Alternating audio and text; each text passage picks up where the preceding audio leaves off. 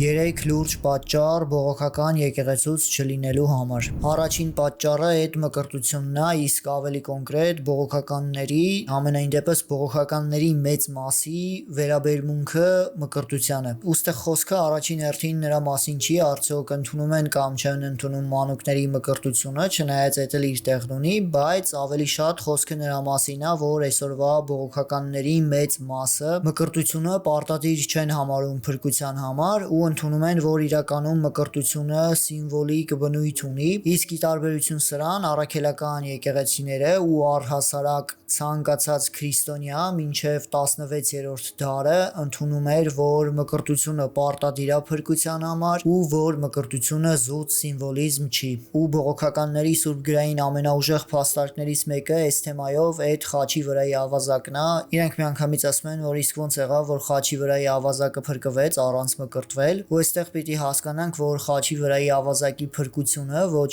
թե օրինաչափություն էր, այլ բացառություն։ Եթե խաչի վրայի ավազակը առանց մկրտվել փրկվել է, այդ չի նշանակում, որ մենք էլ բոլորս առանց մկրտվել փրկվելու ենք։ Ու այսպիսի բացառություններ Սուրբ գրքում շատ կան, դրանցից հենց մեկը ու վառ օրինակը այդ Ղազարոսի հարության պատմությունն է։ Ղազարոսը մեռավ, հետո էլի հարություն առավ, հետո էլի իր կյանքի վերջում մեռավ։ Ու սա էլի բացառություն է, ոչ թե օրինաչափություն։ Ու չի նշանակում, որ մենք բոլորս էլ եթե մահանանք ու հավատք ունենանք, մենք հարություն ենք առնելու, որ հետո էլի մեր կյանքի վերջում մահանանք։ Մարկոսի ավետարանի 16-րդ գլխի 16-րդ համարում Քրիստոս ասում է. ով հավատա եւ մկրտվի կփրկվի, իսկ ով չհավատա կդատապարտվի։ Հիշում եք Քրիստոսի փորձությունը անապատում, երբ որ Սատանան Քրիստոսին փորձելու համար Սուրբ Գիրքեր մեջ բերում, ասում էր, որ քեզ ցած նետիր Սողոմոնի տաճարից, որովհետեւ գրված է, որ Աստված իր հրեշտակներին կուղարկի ու չի թողնի, որ քո ոտքը քարին դիպչի, իսկ Քրիստոս ինչ էր պատասխանում։ Քրիստոս պատասխանում էր, որ այո գրված է, բայց գրված է նաև քո Տեր Աստծուն մի փորձիր։ Ու այստեղ նույն այդ պատմությունն է։ Բողոքականները ասում են, տեսեք գրված է, խաչի վրա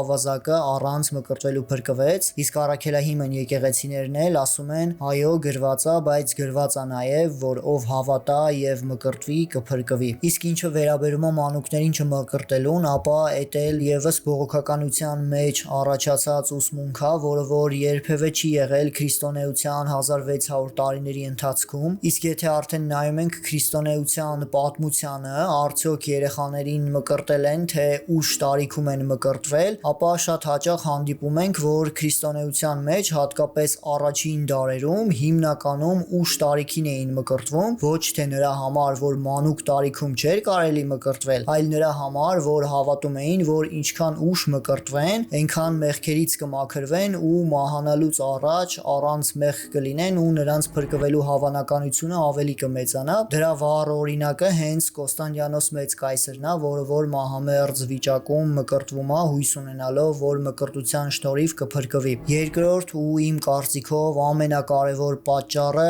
այդ հաղորդությունն է։ Ինչպես գիտենք, հաղորդությունը այդ Տիրոջ մարմինն ու արյունն է, իսկ առաքելական ուսմունքի համաձայն Տիրոջ ճշմարիտ մարմինն ու արյունը, այսինքն բառի բուն իմաստով, բայց այսօր էլի բողոքականների մեծ մասը հաղորդությունը չի ընդունում որպես Տիրոջ ճշմարիտ մարմին եւ արյուն բառի բուն իմաստով, այլ ընդունում է հաղորդությունը որպես սիմվոլիզմ։ Ու այս ուսմունքը եւս բացառապես բողոքականության մեջ առաջացած ուսմունք է, որը որ մենք երբևէ չենք տեսնի քրիստոնեության ամբողջ 1600 տարիների ընթացքում, որ լինի ուսմունք, համաձայն որի հաղորդությունը Տիրոջ ճշմարիտ մարմինն ու արյունը չի։ Օրինակ Իգնատիոս Անտիոքացու գործերի մեջ, որը որ Հովանես առաքյալի ուղիղ աշակերտն է եղել, այսինքն Հովանես առաքյալը նրա անմիջական ուսուցիչն է եղել, Իգնատիոս Անտիոքացին ասում է, որ հաղորդությունը բառի բուն իմաստով Քրիստոսի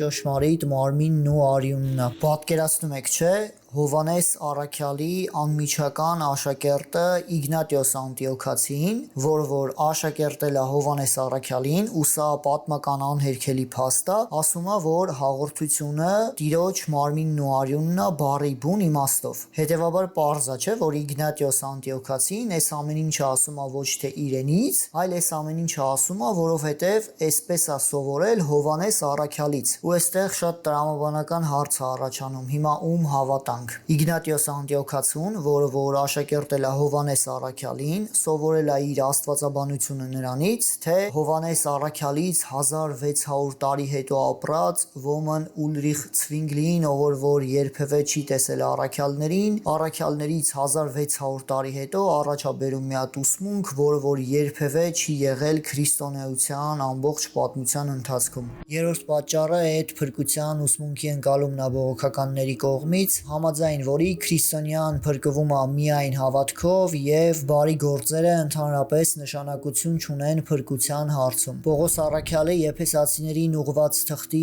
2 գլխի 8-րդ համարում ասում է. Աստծո շնորհով եք փրկվել հավատի միջոցով։ Խնդիրը բողոքականության ուսմունքի հետ առաջանում է այնտեղ, երբ սկսում ենք սահմանել, թե ինչ է հավատքը, որովհետև եթե զուտ հավատում ենք, որ Աստված կա, որ Քրիստոս Աստծո միածին որդին է, ապա ոնց որ ասում է Հակոբոս առաքյալը, դևերն էլ են հավատում, ու այդ հավատով դևերից ոչ մի բանով չենք տարբերվում, իսկ այդ տարբերությունը բերում են հենց բարի գործերը։ Իմիջիայլոց միայն հավատքով սկզբունքը բողոքականության մեջ կարևոր 5 սոլաներից երկրորդն է, այսինքն փրկությունը միայն հավատքով է, իսկ առաջին սոլան դրանից առաջ միայն Աստվածաշունչն է, այսինքն քրիստոնյայի համար բարձրագույն հիմքը հավատքի Աստվածաշունչն է, ու այս պարագայում եթե Աստվածաշնչով հենց նայում ենք, միայն հավատքով բառակապակցությունը Աստվածաշնչում հանդիպում է ընդամենը մի տեղ, ու այդ տեղում Հակոբոս առաքյալն ասում է, որ միայն հավատքով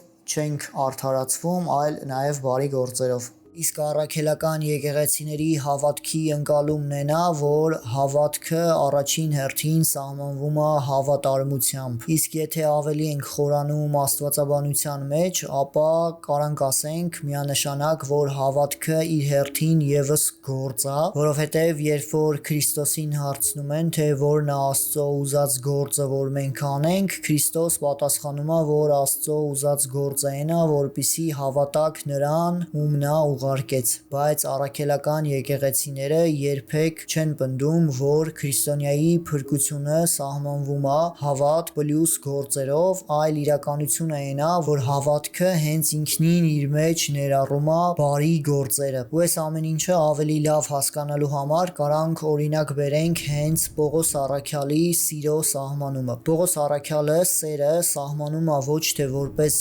զգացմունք, այլ որպես գործողություն։ Պողոս առաքյալի հայտնի սիրո օրհներքի մեջ Պողոս առաքյալը ասում է, չէ, որ սերը չի չարանում, անամոթ արարք չի կատարում, այսինքն սիրուն բնորոշում է գործողություններ։ Հետևաբար, ինչպես որ սերը զգացմունք չի, այլ գործողություն է, նույն ձև էլ հավատքը զուտ զգացմունք չի, այլ հավատարմությամբ դրսևորվող գործողություն է։